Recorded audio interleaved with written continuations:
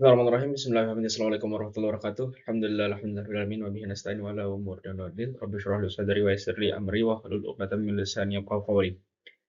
Baiklah, saya di sini atas nama Muhammad Zulfani Akbar dengan NIM 210104008 akan mempresentasikan hasil dari PowerPoint saya mengenai regulasi apoptosis, yang di mana selama 15 menit ke depan saya akan menjelaskan mengenai pengertian apoptosis, kemudian fungsinya, morfologi, serta mekanismenya.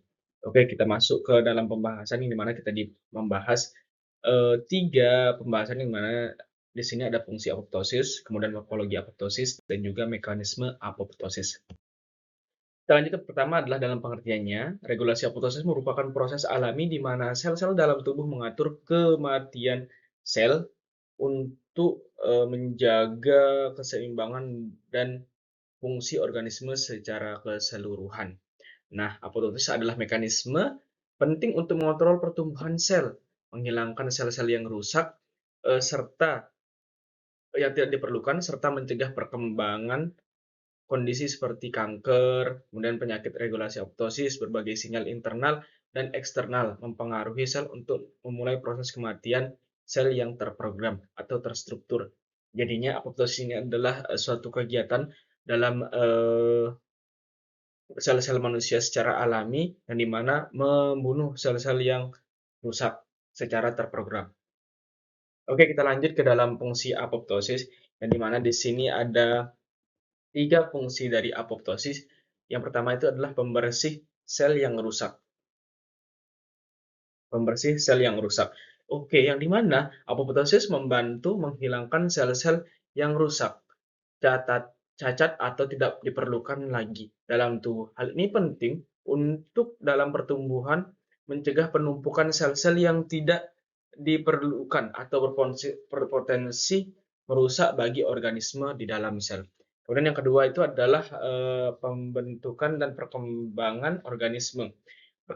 Selama perkembangan embrio, apoptosis ini membantu membentuk struktur dan membentuk organ-organ yang tepat dengan menghilangkan sel-sel yang tidak diperlukan. Yang terakhir adalah fungsinya itu sistem kekebalan tubuh atau imun. Nah, apoptosis juga berperan dalam sistem imun atau sistem kekebalan pada tubuh dengan menghilangkan sel-sel yang terinfeksi virus atau terkena mutasi kanker. Jadinya itu dari sekian fungsi apoptosis ini yang lebih dilihat adalah bagaimana sistem kekebalan tubuh itu menjaga sel-sel dari terinfeksinya seperti virus ataupun bakteri.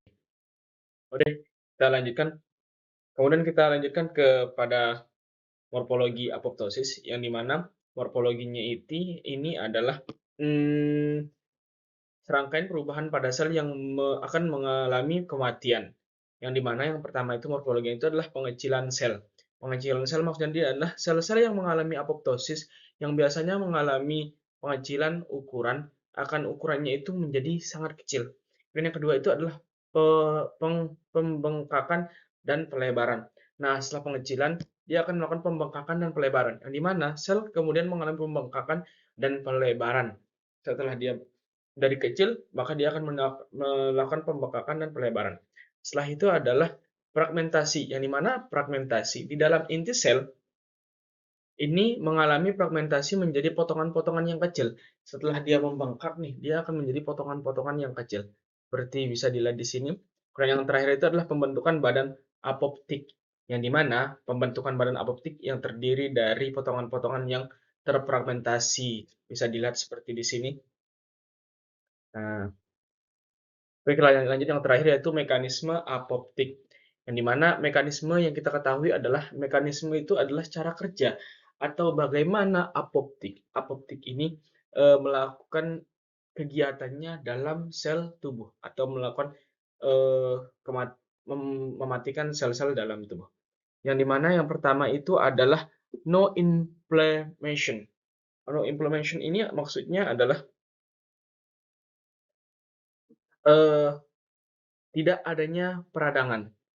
Maksudnya di sini adalah tidak ada peradangan pada kegiatan apoptis tersebut, yang dimana ini dimulai dari eee, dimulai dari sel biasa.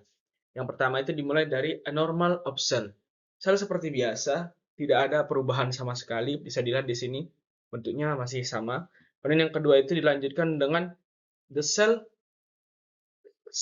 sharing chromatin condenses, yang dimana sel menyusut kromatin mengembun, yang dimana sel-sel itu menyusut, kemudian kromatinnya ini di sini akan mengembun atau menjadi buram. Selanjutnya, setelah kromatinnya mengembun, akan terjadi membran star breaking organelles disintegrate, yang dimana maksudnya adalah membran mulai mengeluarkan organel yang hancur. Nah, setelah dia mengembun, organel-organel tersebut akan menghancur dan kemudian dikeluarkan. Setelah organel itu dikeluarkan, yang dimana organel hancur tersebut dikeluarkan, maka akan terjadi nucleus and organelles collapse, membranes continues to bleed. Jadi mana inti dan organel runtuh, membran terus mengalami pengeluaran darah.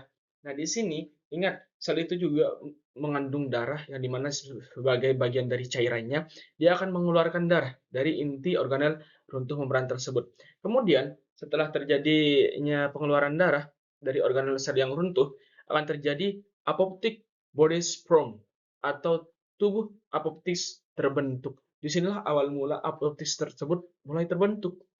Yang terakhir itu adalah eh, macrophages phagocytosis, yang dimana maksudnya itu adalah phagocytosis makrofag. Ini merupakan hasil dari apoptik, badan apoptik yang tadi. Dia akan menjadi penyempurnaan. Nah, setelah dijadi penyempurnaan, maka terjadilah no inflammation, tidak ada peradangan pada kegiatan tersebut. Walaupun sel-selnya dimatikan, tetapi sel-sel yang rusak itu tidak terjadi peradangan atau kerusakan. Mungkin itu saja yang dapat saya sampaikan mengenai materi apoptik. Sekian dari saya, dari Muhammad Zulfani Akbar. Wabillahi taufiq wal hidayah. Assalamualaikum warahmatullahi wabarakatuh.